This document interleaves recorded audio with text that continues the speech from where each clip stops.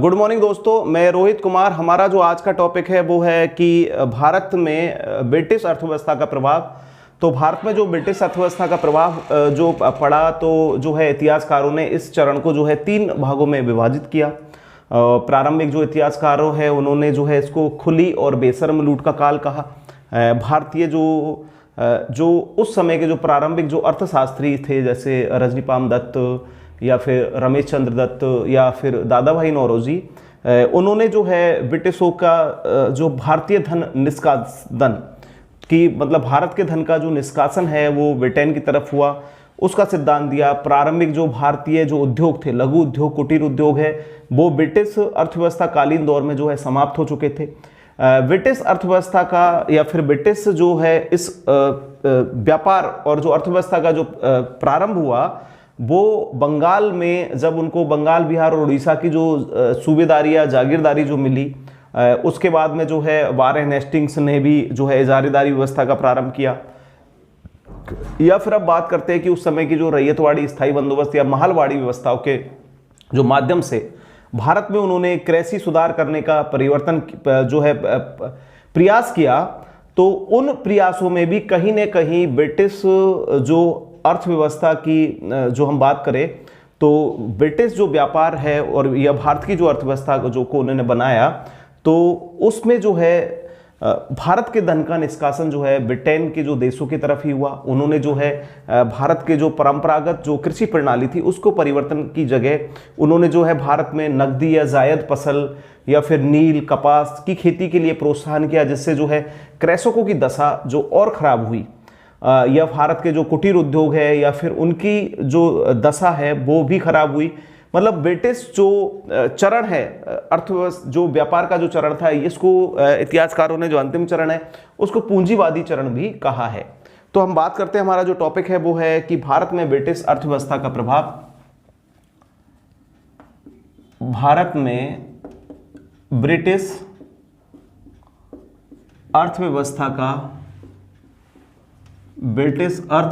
का प्रभाव। तो भारत में जो ब्रिटिश अर्थव्यवस्था का प्रभाव पड़ा, तो इसके बारे में हम बात करते हैं। तो देखते हैं कि भारत में जो इस उपनिवेशवाद का जो चरण था, भारत जो उपनिवेशवाद बन चुका था, तो उपनिवेशवाद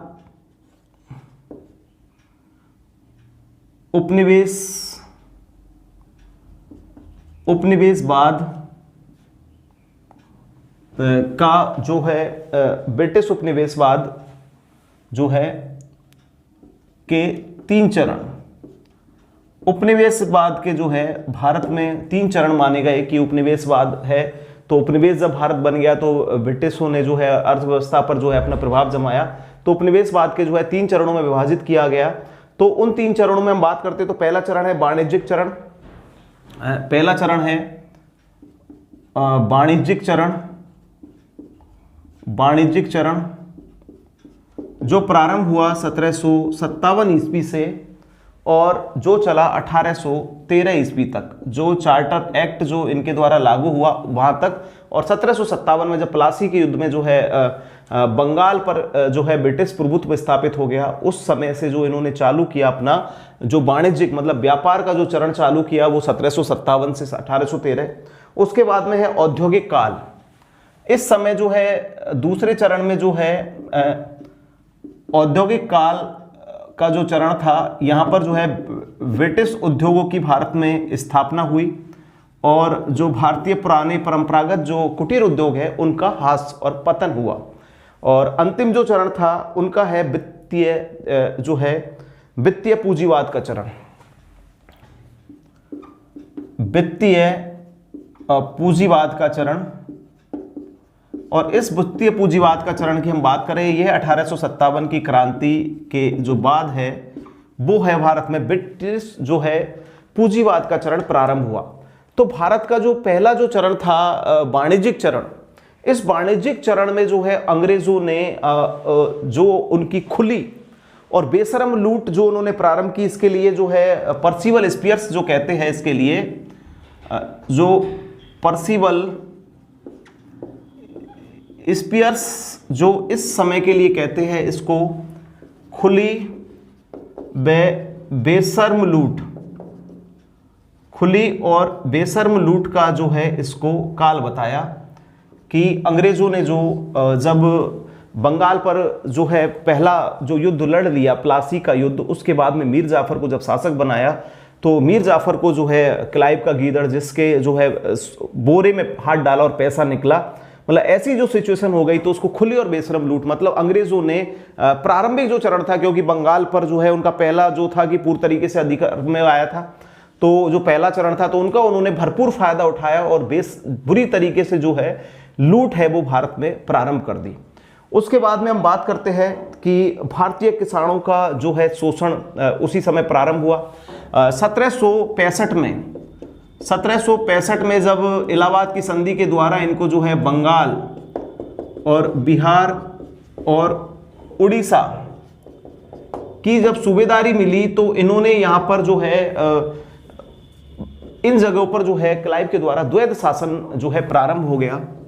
द्वैध शासन जो व्यवस्था है प्रारंभ हो गई। अब जो है बंगाल का जो मुखिया था, प्रमुख था, वो एक नाम मात्र का हो गया, बाकी का जो पूरा शासन तंत्र था वो ब्रिटिशों के हाथ में आ गया। उसके बाद हम जब आगे बढ़ते हैं तो देखते हैं कि रजनीपाम दत्त ने जो है अपनी पुस्तक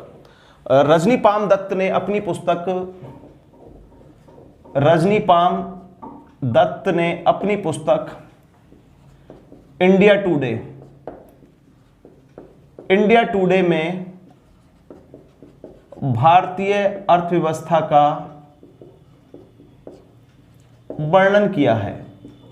इंपॉर्टेंट है कि रजनीपाम दत्त की जो पुस्तक है इंडिया टुडे, इसमें भारतीय अर्थव्यवस्था का जो है विवरण दिया गया है। कृषि पर प्रभाव के बारे में हम बात करें तो जब बंगाल, बिहार और उड़ीसा में जब इनको जागीरदारियां, मतलब जो इनको सूबेदारी मिल गई, तो इन्होंने जो है कृषि क्षेत्र में परिवर्तन किए। जो है क्लाइव के बाद में जो है वॉरेन हेस्टिंग्स जब बंगाल का गवर्नर बन के आया तो उसने द्वैध शासन व्यवस्था को समाप्त करके जो है फार्मिंग सिस्टम यानी इजारेदारी व्यवस्था आरंभ की। 1772 में जब वॉरेन हेस्टिंग्स आया गवर्नर बन के, जब गवर्नर बन के आया तो द्वैध शासन समाप्त और फार्मिंग सिस्टम या जिसको बोले इजारेदारी व्यवस्था ये कर दी इसने प्रारंभ। जब आया तो इसने जो है द्वैध शासन व्यवस्था को समाप्त कर दिया और इजारेदारी व्यवस्था का जो है प्रारंभ किया। और इस इजारेदारी जो व्यवस्था है इसके अंतर्गत जो है राजस्व वसूली, इजारेदारी व्यवस्था में कौन करता था राजस्व वसूली? राजस्व जो है वसूली जो करता था इस व्यवस्था में वो करता था जमींदार। इस व्यवस्था में जो है राजस्व वसूली का जो अधिकार है वो जमींदार को मिला। मतलब जो है वॉरेन हेस्टिंग्स ने जो है भारतीय जो भूमि है, जो कृषक भूमि है, उसको जो है जमींदारी भूमि के अंतर इजारेदारी मतलब इजारा जो देते हैं, मतलब तो इजारेदारी भूमि है जो जमींदारी भूमि जो में बांट दिया, तो जमींदारों को एक निर्धारित जो भूमि दे दी। उस भूमि के अंतर्गत उनको जो पिछली साल का या फिर जो भी परिवर्तित जो अनुमान है उसके हिसाब से जो पैदा होती थी उसके अनुसार उनसे जो है लगान वसूला जाता था। तो इस इजारेदारी व्यवस्था जो है किसके द्वारा? वॉरेन हेस्टिंग्स के द्वारा प्रारंभ की गई, जिसको जागीरदारी व्यवस्था भी कहा जाता था। फिर जो है किसानों से जागीरदारों ने जब वो ब्रिटिशों की जब पूर्ति नहीं करते पाते थे तो किसानों से इन्होंने बेमतलब का मतलब बेगार बहुत ज्यादा काम और उनसे जो है गैर कानूनी कर भी लगाए। महालवाड़ी और रैयतवाड़ी जो व्यवस्था थी इनके समय ही जो ब्रिटिशों के समय जो प्रारंभ हुई, महालवाड़ी और रैयतवाड़ी नाम से ही पता चलता है। महाल मतलब जो होता है जिला, जिले की जो जमीन, और रैयतवाड़ी मतलब रैयत जो किसान की खुद की जो रैयत होता है भूमि को कहते थे। तो महालवाड़ी और रैयतवाड़ी भूमि में भी जो है किसान, लेकिन इन दोनों भूमि में जो है किसान भूमि का मालिक होता था, लेकिन किसान से भी जो है कर लेने में जो है ब्रिटिशों ने बहुत ही कठोरता और जो है निर्ममता पूर्व उनसे जो है कर वसूले गए। इसमें भी क्या हुआ कि जो अंग्रेज सरकार जो एक अधिनियम लगाते थे, तो अधिनियम के तहत जो है जो किसान लगान नहीं दे पाता था तो उसकी जो है धनी वर्ग जो है उनकी जमीन पर अपना अधिकार कर लेता था। उसके अधिकार करने के बाद में जो है क्रैसों की जमीन भी इन व्यवस्थाओं के तहत भी मतलब परिवर्तन करने का सबसे पहले जो है इन्होंने स्थायी बंदोबस्त लगाया, मतलब फार्मिंग सिस्टम का एक नया रूप 1793 में जो है इन्होंने स्थायी बंदोबस्त जो प्रारंभ किया गया 1793 में जो स्थायी बंदोबस्त जो प्रारंभ हुआ, तो उस स्थायी बंदोबस्त के बाद में जो है इन्होंने परिवर्तन किया कि कुछ क्षेत्रों में, जैसे स्थायी बंदोबस्त बंगाल में यहाँ प्रारंभ हुआ, उत्तर भारत में तो जैसे दक्षिण भारत के क्षेत्रों में या फिर मद्रास बंबई के जो क्षेत्रों में तो महलवाड़ी और रैयतवाड़ी व्यवस्था प्रारंभ की गई। लेकिन इन व्यवस्थाओं से भी जो है कृषि के सुधार और राजस्व जो व्यवस्था में जो है एक निश्चित सुधार नहीं आ सका। उसके बाद में जो है खाद्यान्नों की कमी आ गई और उसी के साथ में जो है 1866-67 में जो है उड़ीसा में 1866 और 67 में जो है उड़ीसा में अकाल पड़ा, और अकाल पड़ने के बाद में भी जो है इसको जो है शताब्दी का के अकालों में आपदा का महासागर नाम दिया गया। इसके बाद भी जो है ब्रिटिश भू राजस्व व्यवस्था में कोई परिवर्तन नहीं आया या फिर ब्रिटिश भू राजस्व व्यवस्था के कोई भी आधार या कोई भी सुधार उनके अलावा नहीं हुआ। अब इसके बाद में करते हैं हम ये जो बात है वो हम कर रहे थे कृषि से रिलेटेड। अब है हस्तशिल्प का विनाश। हस्तशिल्प का विनाश, जो भारतीय हस्तशिल्प जो था उसका विनाश हो गया। अंग्रेजों की शासन नीति से गृह उद्योग, लघु उद्योग, जो घर में जैसे कोई दिया सलाई बनाना या किसी के द्वारा जो है कोई भी घर में कोई चीज घर में जो निर्मित होती थी, छोटे उद्योग, लघु उद्योग और जो कुटीर उद्योग जो थे वो पूरी तरीके से नष्ट हो गए। उनकी जगह जो धीरे धीरे जो है औद्योगिक क्रांति जो है ब्रिटेन में लगभग आ चुकी थी, तो उस औद्योगिक क्रांति के कारण जो है वहां पर कपड़े की या फिर नई नई मशीनरियों का जो है आविष्कार हो चुका था, तो उनका भी प्रयोग वो धीरे धीरे भारत में करने लगे। तो उससे क्या है बंगाल और बिहार और उड़ीसा के जो है लघु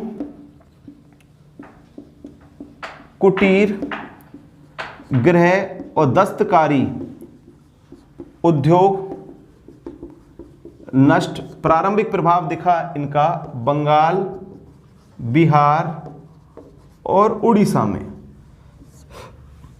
बंगाल, बिहार, उड़ीसा में इसका प्रारंभिक प्रभाव दिखा कि इनके लघु कुटीर और जो उद्योग थे, दस्तकारी उद्योग है, वो खत्म हो गए। तथा ब्रिटेन से जो अब क्या होता था कि जो भारत से जो माल जाता था ब्रिटेन निर्यात किया जाता था, उस पर कोई कर नहीं लिया जाता था क्योंकि भारत का माल था। तो भारत का जो माल है उसको कच्चे माल को जो है कम कीमतों पर खरीदते थे। सूती कपड़ों की जो है ब्रिटेन से जो अब सूती कपड़े की भरमार हो गई, जो भारत का जो कपड़ा था जैसे खादी या फिर हाथ से जो कपड़ा बुना जाता था या फिर मलमल या जो भी जो कपड़ा था जो भारत में जो बनता था, निर्माण होता था, उसका जो है पूरी तरीके से वो धंधा ठप हो गया। अब ब्रिटेन से जो है वहां पर मशीनें आ गई, तो भारत से जो कच्चा माल कपास वपास के रूप में जिससे भी कपड़ा बनता है वो माल जो है ब्रिटेन जाता था। उस जो निर्यात जो माल होता था उस निर्यात माल पर बिल्कुल ना के बराबर शुल्क लिया जाता था। लेकिन वही जब कपड़ा तैयार होकर ब्रिटेन से भारत आता था तो उस कपड़े पे बहुत ज्यादा जो है आयात मतलब जो है टैक्स जो है लेने वाला, तो वो टैक्स बहुत ज्यादा लिया जाता था, आयात शुल्क ज्यादा लिया जाता था, जिससे क्या है भारतीयों पर उसका जो है अतिरिक्त बोझ पड़ा। कपड़े तो पहनने ही थे तो अतिरिक्त बोझ पड़ा और इनके जो है उद्योग नष्ट हो गए। तो उस समय जो है ब्रिटिश कपड़ों की भारतीय बाजारों में जो है भरमार हो गई। भारत के जो है ये जो प्रारंभिक जो उद्योग है वो नष्ट हो गए तथा हस्तक्षेप के शिल्प का जो विनाश हुआ, इससे भारतीय जनसंख्या पर जो हस्तशिल्प का विनाश होने से जो है क्या हुआ कारण कि भारतीय जनसंख्या का कृषि पर दबाव। कैसे कि जो ये वर्ग जो लघु उद्योग में जुड़ा हुआ था या कुटीर उद्योग या गृह उद्योग या दस्तकारी उद्योग, जो एक वर्ग जो ये उद्योग करता था, तो इस वर्ग के सामने समस्या आई कि अब हस्तशिल्प हमारा जो है धंधा, दस्तकारी का धंधा, हमारा जो बुनाई और जो भी हम चीजें बनाते थे जिसका हम भारत में उत्पादन करते थे, वो उत्पादन खत्म हो गया, अब हमारे पास इनकम ऑफ सोर्स है क्या है, तो हम क्या करें। तो उसके पास एक ऑप्शन बचा कि अब वो कृषि कार्य में ज्यादा से ज्यादा जो है जुटा। तो कृषि भूमि, मतलब कृषि भूमि तो इतनी है कि उन पे 50 लोग ही कृषि कर सकते हैं, लेकिन कृषि भूमि पर दबाव बढ़कर 150 हो गया। तो कृषि भूमि का जो है जोतों का आकार छोटा, मतलब जो है जोतों का आकार छोटा है, फिर कृषि पर जो है दबाव बढ़ गया, और कृषि पर भी दबाव बढ़ गया। उसके अलावा जो है कृषि भी, ये खाद्यान्न फसलें नहीं, जिससे जनता की जो मांग है, जो जरूरत है, जो भौतिक जो प्रारंभिक मांग है वो पूरी हो, बल्कि उसकी जगह जो है ब्रिटिशों का उद्देश्य था कृषि में नील, कपास, जूट, सोरा का उत्पादन ज्यादा से ज्यादा हो, जिससे क्या है उनका व्यापार उद्देश्य की जो कृषि है वो होना प्रारंभ हो गया। उसके बाद में जो है 1756 से 1812 तक का जो काल है, दूसरा जो काल है, इसको व्यापारिक जो काल है। और 1813 से जो चला 57 ईस्वी तक, 35 से जो है इसको 57 तक बढ़ा दे तो इसको जो है मुक्त व्यापार जो काल है। तो मुक्त व्यापार पे साम्राज्यवाद काल, इसको जो है साम्राज्यवाद काल भी कहा गया, साम्राज्यवाद काल व मुक्त व्यापार काल, क्योंकि इस समय अंग्रेजों ने भारत में ज्यादा से ज्यादा साम्राज्यवादी जो नीति है, जो भारत की लॉर्ड हेस्टिंग्स, क्योंकि बेलेजली हालांकि जो है के द्वारा जो है सहायक संधि का प्रस्ताव है वो पारित हुआ, साम्राज्यवादी नीति। तो साम्राज्य जब बढ़ाया तो अंग्रेजों ने जो है मुक्त व्यापार, बिना कोई मुक्त टेंशन के कैसे भी करके जो है ना अपना जो है मुक्त व्यापार की जो नीति है वो प्रारंभ कर दी। तथा कार्ल मार्क्स ने इस भारतीय उद्योग के लिए कहा कि भारत में, कार्ल मार्क्स ने कहा कि भारत में हस्तशिल्प उद्योग होने के कारण भारत में सूती कपड़े की भरमार हो गई, सूती कपड़े की भरमार हो गई भारत में, मतलब सूती कपड़ा की फुल आ गया, मतलब भारत में सूती कपड़े की बहुत ज्यादा जो है भरमार हो गई। तथा 1800 से 1950 का जो काल है उसको प्राक औद्योगिकरण, मतलब जो है 1800 से 1950 का जो काल है इसको प्राक औद्योगिकरण, 1800 से 1850 का काल है, इसको प्राक औद्योगिकीकरण का काल जो है कहा जाता था, क्योंकि इस समय जो है उद्योग धंधे और वो जो है चालू होना प्रारंभ हुए, तो इसको जो है औद्योगिकीकरण का काल जो है कहा गया। तथा इसके बाद में जो हम बात करते हैं कि इसी काल को जो है भारतीय हस्तशिल्प का पतन काल, और इस काल को ही भारतीय हस्तशिल्प पतन का काल कहा गया, पतन काल कहा गया। कौन सा काल? यही 1800 से 1850 ईस्वी का। 1720 ईस्वी में जो है ब्रिटिश संसद द्वारा जो जुर्माना बनाया गया कि इंग्लैंड में भारतीय रेशमी, मतलब जुर्माना क्या लगाया 1720 में, पहले ही जुर्माना लगा दिया, मतलब 1720 में जुर्माना लगाया संसद ने, ब्रिटिश संसद ने जुर्माना कि कोई भी व्यक्ति ब्रिटेन में अगर भारत का रेशमी कपड़ा और सूती वस्त्र पहनेगा तो उस पर जो जुर्माना लगाया जाएगा। तो ब्रिटिश लोगों ने भी जो है भारत का कपड़ा, मतलब भारत का तो पूरी तरीके से कपड़े को नष्ट कर दिया, और अपने कपड़े को बढ़ाने के लिए जो उन्होंने अपना जो वर्चस्व बढ़ाने के लिए, अपने कपड़े बनाने के लिए जो है अपने फैक्ट्रियों से निर्मित माल कच्चा भारत से खरीदेंगे कम मूल्यों पर, उसको ज्यादा में उसको बनाकर ज्यादा मूल्यों में बेचेंगे, तो नुकसान किसको? खरीदने वाले को होता। तो उस समय जो है इन्होंने ऐसे ऐसे कानून बनाकर जो है भारत का पूरी तरीके से जो लघु उद्योग, कुटीर उद्योग, दस्तकारी और जो हस्तशिल्प जो उद्योग थे उनको नष्ट कर दिया। तथा विलियम बेंटिक ने जो है 1834 में कहा कि भारतीय बुनकरों की जो हड्डी, मतलब इतना कमजोर हो गया 1834 में जब विलियम बेंटिक आए जो सुधारवादी थे थोड़े, तो बेंटिक ने कहा, इस दशा को देखकर विलियम बेंटिक ने कहा कि भारतीय बुनकरों की हड्डी, बुनकरों की हड्डी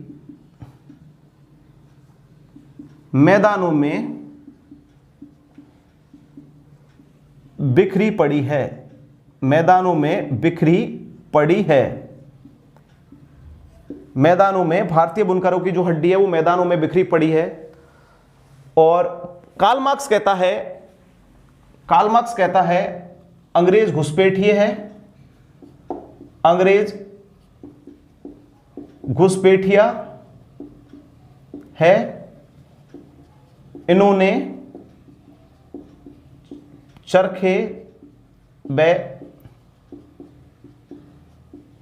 भारतीय कपड़े या शिल्प जो चरखे तथा भारत के सूती माल को बाहर निकाला, और जो भारतीय सूती माल को भारतीय सूती माल जो भारत में होता था, जो कपास, वो सूती माल की जो माँ थी, अंग्रेज बने हुए माल को जो है उस माँ के सामने भी जो है अंग्रेजों के द्वारा जो बना हुआ माल था उसकी जो है भारत के बाजारों में बाढ़ ला दी। इसके अलावा जो है सूती वस्त्र की पहली मिल 1853 में बंबई में कवासजी, सूती वस्त्र पहली मिल, सूती वस्त्र पहली मिल 1853 में बंबई कवासजी, पारसी थे, कवासजी के द्वारा जो है, कवासजी नानाभाई के द्वारा जो है प्रारंभ की गई। तथा बंगाल में जूट की मिल, बंगाल में जूट की मिल इसी समय, बंगाल में जूट मिल 1907 में टिस्को,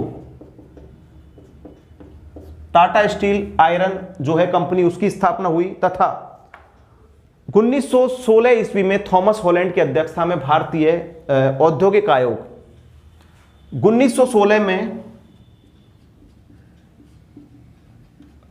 थॉमस हॉलैंड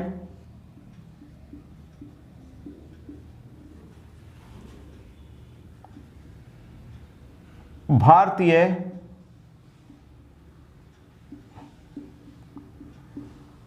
औद्योगिक आयोग की स्थापना हुई, भारतीय औद्योगिक आयोग स्थापना हुई किसमें? 1916 ईस्वी में। तो दोस्तों हम बात कर रहे हैं यहां पर जो हमारा जो टॉपिक है, हम बात कर रहे हैं कि भारतीय अर्थव्यवस्था पर जो है ब्रिटिश प्रभाव के बारे में। तो हम बात करते हैं कि भारत की जो अर्थव्यवस्था पर है उसका जो ब्रिटिश प्रभाव जो प्रारंभ हुआ वो समय था ब्रिटिश कालीन जो प्रभाव जो पूरी तरीके से प्रारंभ हुआ वो समय था जो था 1765 ईस्वी का जो दौर था, जिसमें भारत में के बंगाल में प्लासी के युद्ध में ब्रिटेन ने जो है प्लासी के युद्ध में जब जीतने के बाद में बंगाल में अपना शासन प्रारंभ किया, तो उन्होंने जो है उस काल को जो है प्रारंभिक जो है वाणिज्यिक चरण, मतलब इनका उद्देश्य था व्यापार का उद्देश्य। तो इनका जो है व्यापारिक उद्देश्य था इस समय, तो व्यापार करना ही उद्देश्य था। लेकिन 1757 में जब मीर जाफर को क्लाइव के द्वारा, गवर्नर जो क्लाइव था उसके द्वारा जब मीर जाफर को नवाब बनाया गया पश्चिम बंगाल का, तो क्लाइव ने जो है खुली और बेशर्म लूट, जो कहा है पर्सिवल स्पियर्स ने कि खुली और बेशर्म लूट जो है अंग्रेजों के द्वारा 1757 से और 1813 ईस्वी तक की गई, क्योंकि बंगाल में या बिहार, जो बंगाल, बिहार, उड़ीसा, उसके अलावा जहां भी इनको अंग्रेजों को लगा तो उन्होंने जो है वहां पर खुली लूट करना प्रारंभ कर दिया। बंगाल से कितने ही डॉलर हर्जाना के स्वरूप में या फिर उनसे कभी भी किसी भी शासक से जो है मांग स्वरूप जो है ले जाया गया, तथा जहां से क्या है ब्रिटिशों का उत्थान हुआ।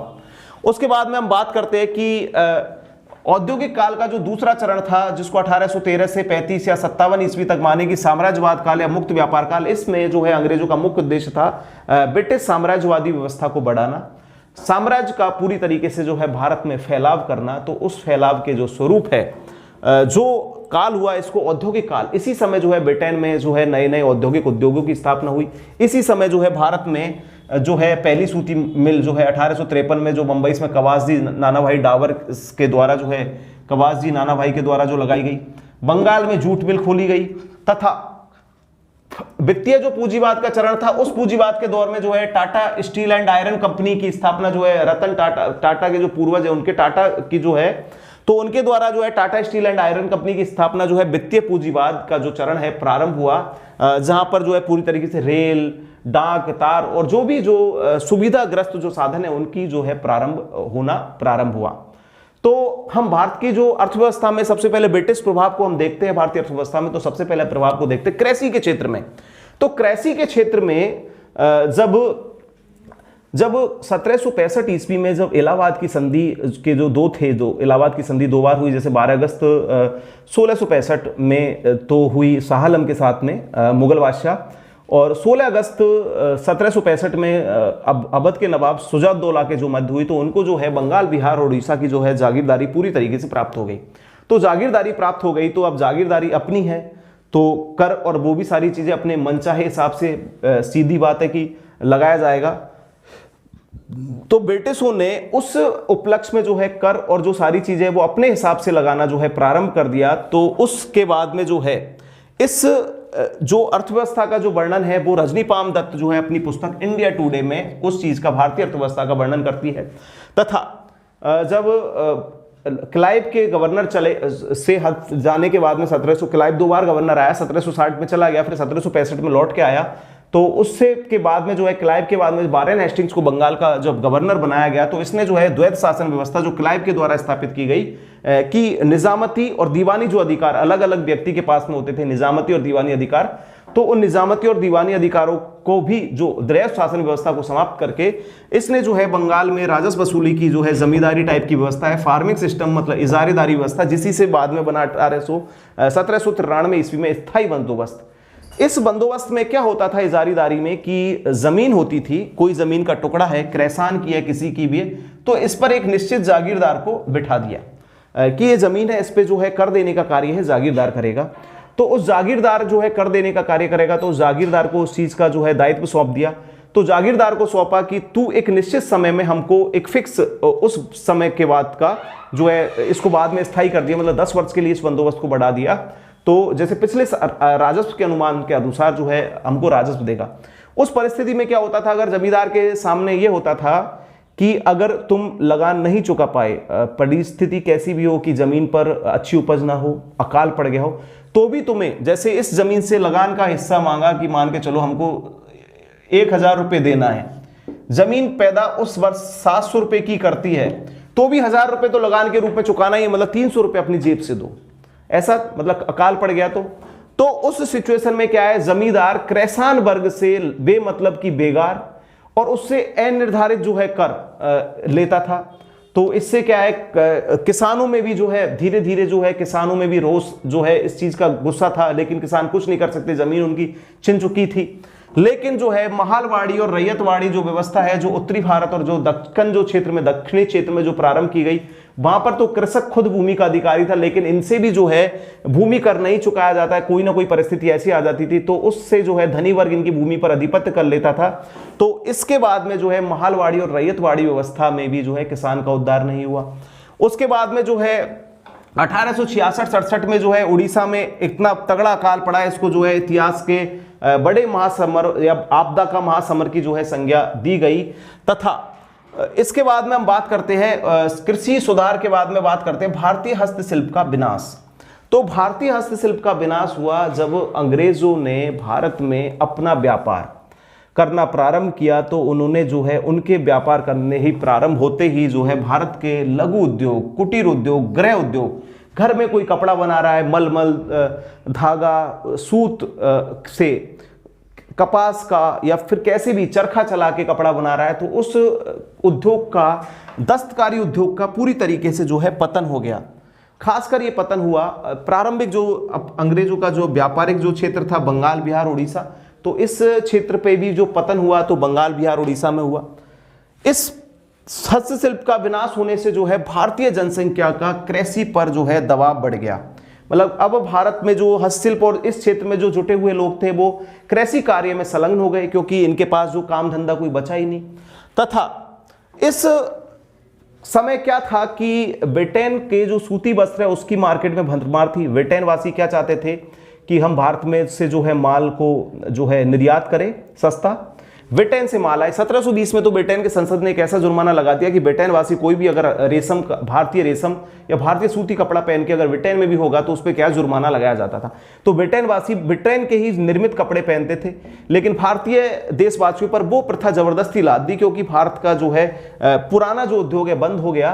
तो बंद हो गया, तो उनके जो सूती कपड़े हैं, मतलब भारत से माल गया और ब्रिटेन से होके आया तो उस पर टैक्स दिया जाता था, लेकिन जो है उन भारतीय लोगों को वही कपड़ा पहनना पड़ता था, वो उनकी मजबूरी हो गई थी। तो उसके बाद में जो है भारत के इस के लिए जो है कार्ल मार्क्स ने कहा कि भारत के बाजारों में सूती कपड़े की पूरी तरीके से, सूती कपड़ा कौन सा, ब्रिटिश सूती कपड़े की पूरी तरीके से भरमार हो गई।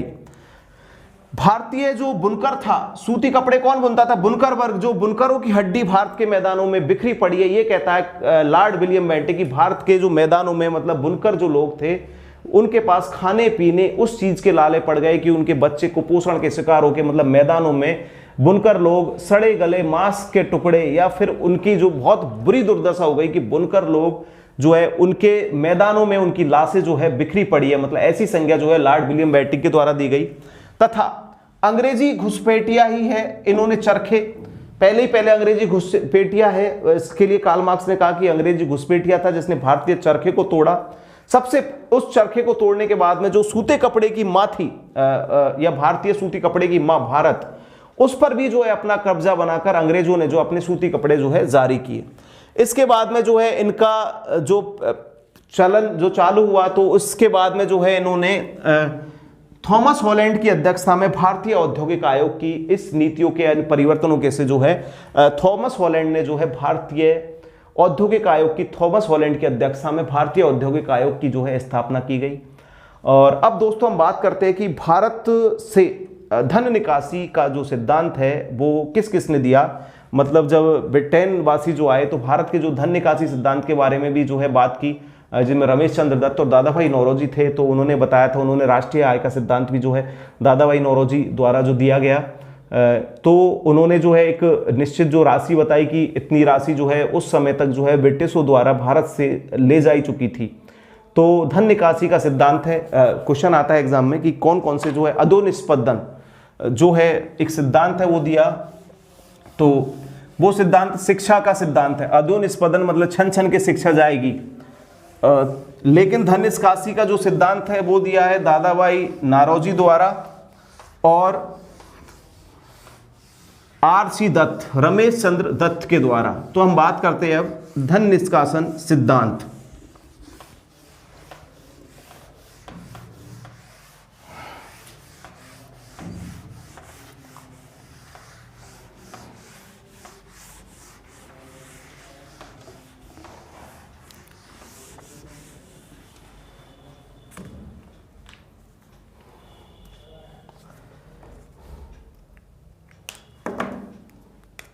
भारत से धन निकासी,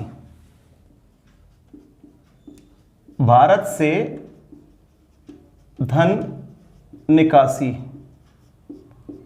तो भारत से धन निकासी के बारे में जो बात की है, तो भारत से धन निकासी के बारे में जो है बात हुई है, इसमें जो प्रमुख है वो है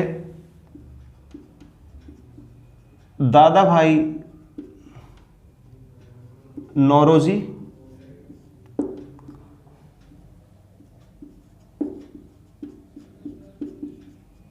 रमेश चंद्र दत्त,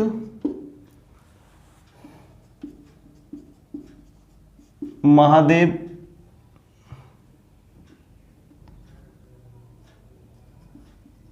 गोविंद रानाडे, रमेश चंद्र दत्त, महादेव गोविंद रानाडे, दिनसा वाचा और सी.एन. वकील। जो है दिनसा वाचा दादा भाई नौरोजी के साथ में ही थे, प्रारंभिक जो है उदारवादी थे दिनसा वाचा, और सी.एन. वकील, सी.एन. वकील के द्वारा जो है धन निष्कासी का जो सिद्धांत है भारत में जो है दिया गया। तो इसमें जो है दादा भाई नौरोजी ने सबसे पहले अपनी जो है 1867 में जो स्थापित हुई इनके द्वारा east India association London, east India association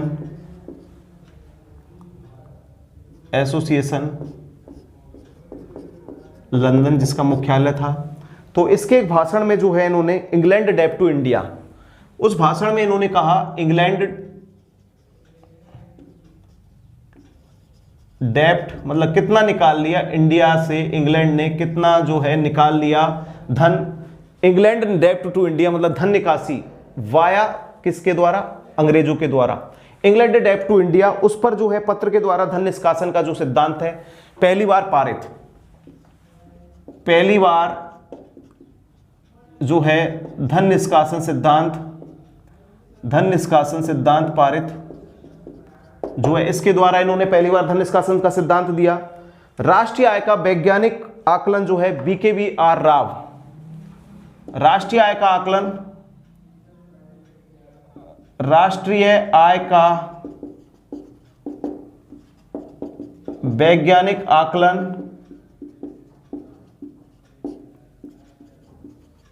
पहली बार BKBR राव, BKBR राव के द्वारा जो है किया गया। तथा दादाभाई नौरोजी जो है धन निकासी को जो क्या कहते हैं, अनिष्टों का अनिष्ट, इसको कहा इन्होंने अनिष्टों का अनिष्ट, मतलब बुरे का भी बहुत बुरा है, धन निष्कासन का सिद्धांत है, इसको अनिष्टों का भी अनिष्ट कहा। इनकी जो पुस्तक है वो है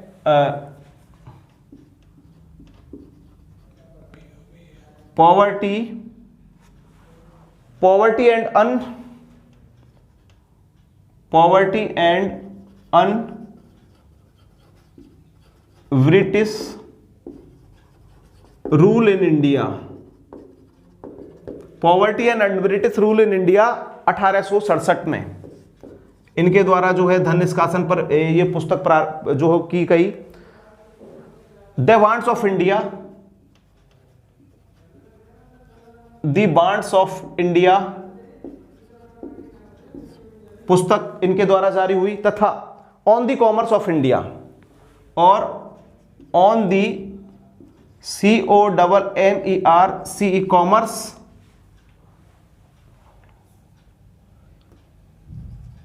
on the commerce of India,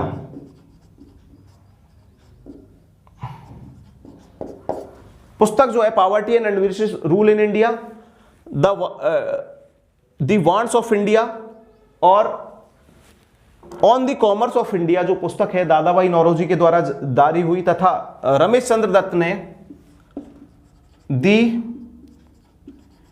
economic history of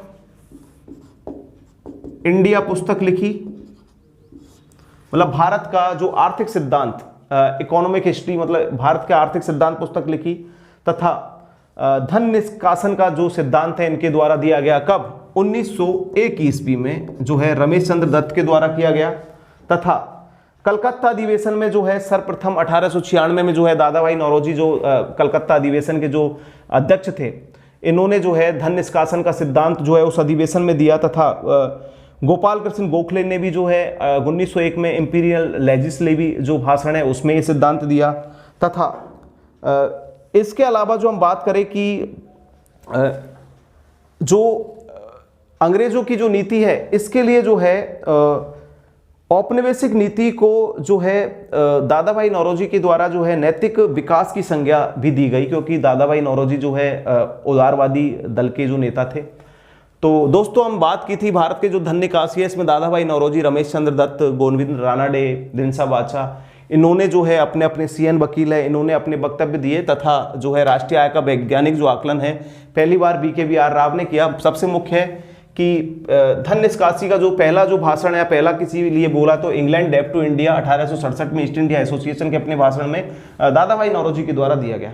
Dadabhai Naoroji की पुस्तक है poverty and unbritish rule in India 1867 में, दी बांड्स ऑफ इंडिया 70 में, on the commerce of India 71 में, तथा रमेश चंद्र दत्त की प्रमुख पुस्तक the economic history of India 1901 में जो है धन निष्कासी का सिद्धांत दिया गया। धन निष्कासी को जो है दादाभाई नौरोजी के द्वारा जो है अनिष्टों का अनिष्ट माना गया। अब हम बात करते हैं हमारी अगली कक्षा में कि ब्रिटिशों के द्वारा प्रारंभ की गई भू राजस्व व्यवस्था, जिसमें स्थायी बंदोबस्त, महालवाड़ी और रैयतवाड़ी जो है व्यवस्था के बारे में हम बात करेंगे। अगली कक्षा में हमारा ये टॉपिक होगा नया कि ब्रिटिश काल में भारतीय भू राजस्व व्यवस्था के बारे में बात करेंगे। तो दोस्तों आज हमने बात की कि ब्रिटिश अर्थव्यवस्था का जो है भारत पर क्या प्रभाव पड़ा, जिसमें खासकर सामने आपके कि धन निकासी का जो सिद्धांत है, ब्रिटेन कितना जो धन है भारत से निकाल के ले गया, मतलब जिसके लिए खाली हमारे एग्जाम में आता है कि नौरोजी का क्या है और इसका रमेश चंद्र दत्त ने क्या कहा, रानाडे के द्वारा क्या कहा गया, इसके बारे में बात होती है। तो अब मिलते हैं आपसे अगली कक्षा में। भू राजस्व व्यवस्था ब्रिटिश काल की।